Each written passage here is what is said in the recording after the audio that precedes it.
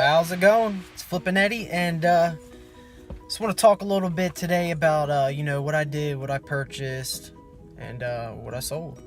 Well, I sold that iPhone 7 Plus that I referred to in the beginning of the video.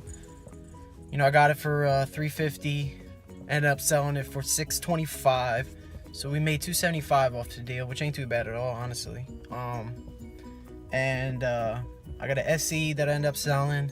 Sold that for $250. It was a 16 gigabyte Verizon rose gold, mint condition basically. Sold on Swappa actually in one day. Go figure. But because usually everything we do we sell on eBay. But basically that's what the topic of today is gonna be. Why did I sell it on Swappa? Why? Why didn't I sell it on eBay? Well, as you guys know, like I said before in my last video, eBay has just gotten ridiculous lately with the scams and phones. As I told you, the customer representative told me that, iPhones especially are the number one thing that's scammed on eBay. And so actually I tried to go ahead and use Swappa and sold it within one day, honestly. And if I would have sold it on eBay, I probably would have got around the same amount. And on top of it, I would have got the 10% eBay taken away and the 3% PayPal. I mean, I get the PayPal taken away on Swappa, but not the 10%. What actually happens on Swappa is they keep $10 off the listing. So say that I got $250 for it, well, really the listing said $260. So when you're making your ad and everything, and it lets you know that they basically get $10, which is not bad at all. The number does go up. If say you're selling an iPhone 7 Plus 256 gig for over 800, I think the number does jump up to 20 or $25. But at the end of the day, compared to eBay, eBay's 10%, so eBay would have took $80. So $25 is a big difference from 80, especially if you include free shipping. It all adds up, honestly. Yeah, but the pros and cons, I want to do the pros and cons of selling on eBay and selling on Swappa. Obviously, when you sell on Swappa, it's not auction based. I'd say it's more like eBay's buy it now option. So the phone is going to sit there until somebody wants to purchase it. And eBay has messages. Swappa has like a comment board down on the bottom of the listing of the phone. And customers or people that want to buy your phone actually can talk to you about it, ask you questions, yada yada yada, on Swappa, right on the bottom of the listing of the phone. So the guy, he actually commented, he was like, what's the overall condition? Because of the scratches you were talking about, I could barely see them on the photos. And I said, look, I took as much as pictures as I could of the scratches, and really like that unnoticeable. But when you're selling online, you have to be very honest about any scratch anywhere on the phone, because they could easily get a refund saying that the item's not as described, and you don't want that. So just from the beginning, guys, just be honest. Everything.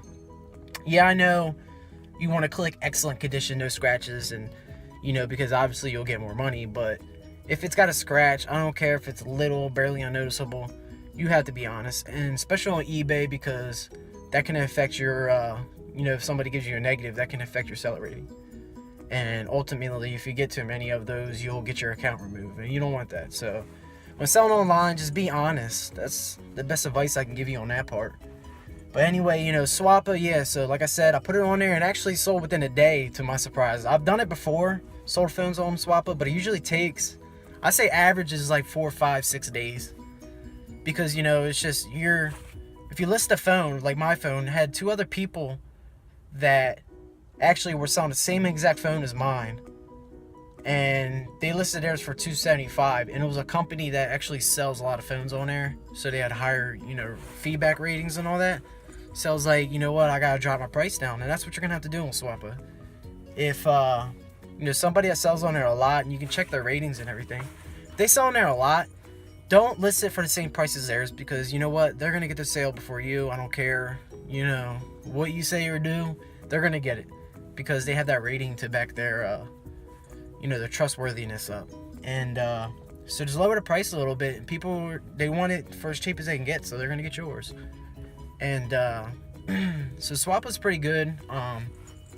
There's scams on there, but I don't think, from my personal experience and for what I've read online, a lot less people get scammed on Swappa. eBay's is really, out of control with the scams for phones, that is. So, I trust Swappa a lot more as far as selling phones on there. But sometimes it just takes really, really long to get your phone sold on there. So that's why I usually pick eBay. But so eBay, difference between eBay and Swappa. So on eBay's part, you can do an auction style. So you can set it for 1 day if you have your account for more than 30 days. You can do not 2 days, but you can do 3 days, 1 day, 3 days, 7 days, and 10 days. And that's auction style.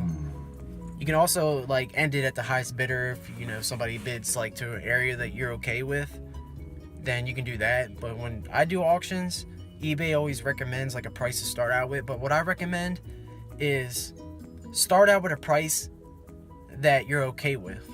Say the phone's worth $400, start it at $325 if that's the lowest you'll take for it. Don't start at $200, because then you can end up having to go to $300 and you're like, oh no, I can't do that, and then you get a negative feedback. You don't want that. So just do it. Best thing I can say is just do what you're able to take. The lowest you'll take. And then anything over that will be a bonus. You know what I mean? Extra money.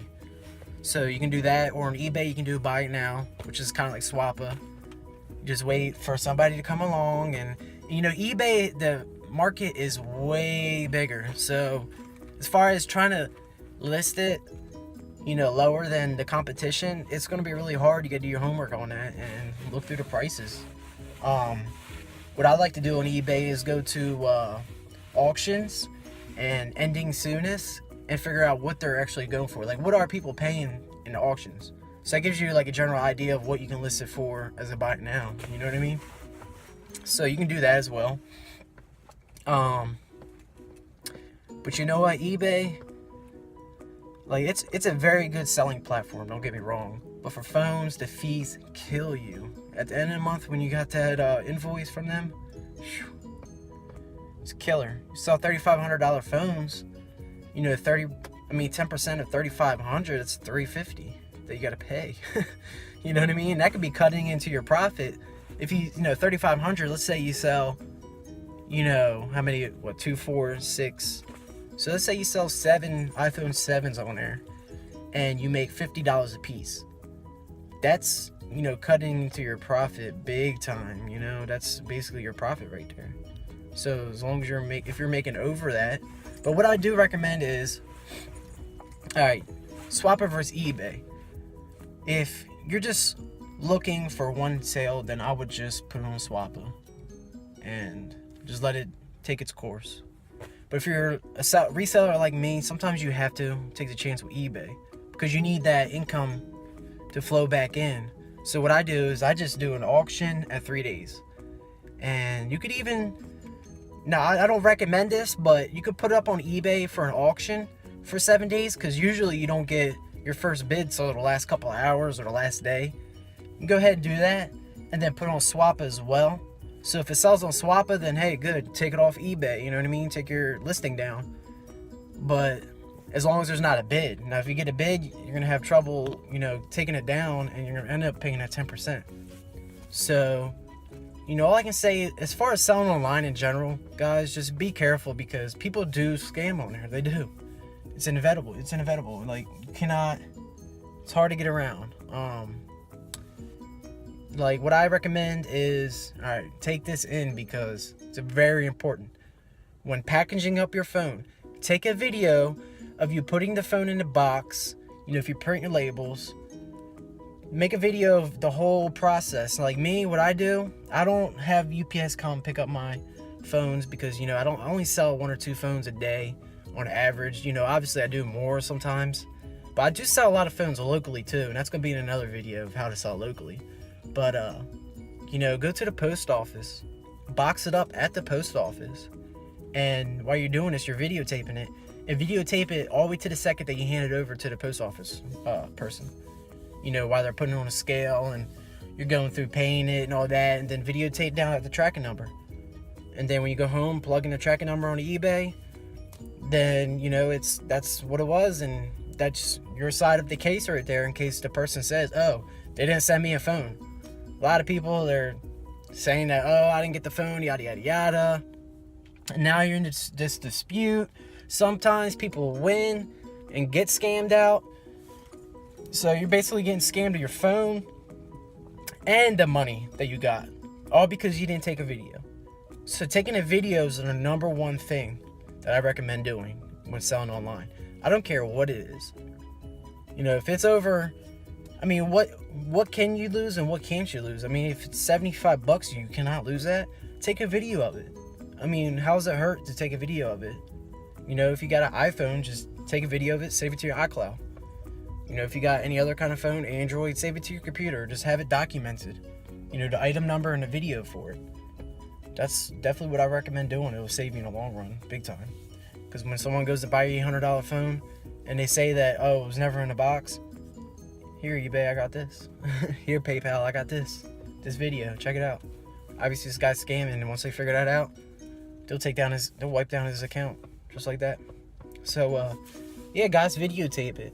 Whether you choose Swappa or whether you choose eBay, they both have their downsides and upsides.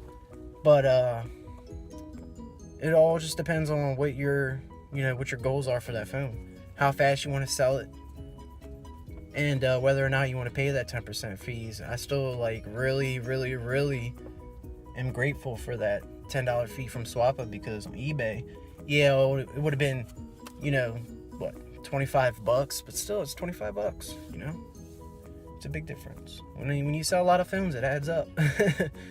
So yeah, I just want to tell you guys about that, difference between Swappa and eBay. And I'll definitely, it's late tonight, it's 9:12 Eastern time. I'm tired, I'm not gonna lie, I'm sitting here stuttering.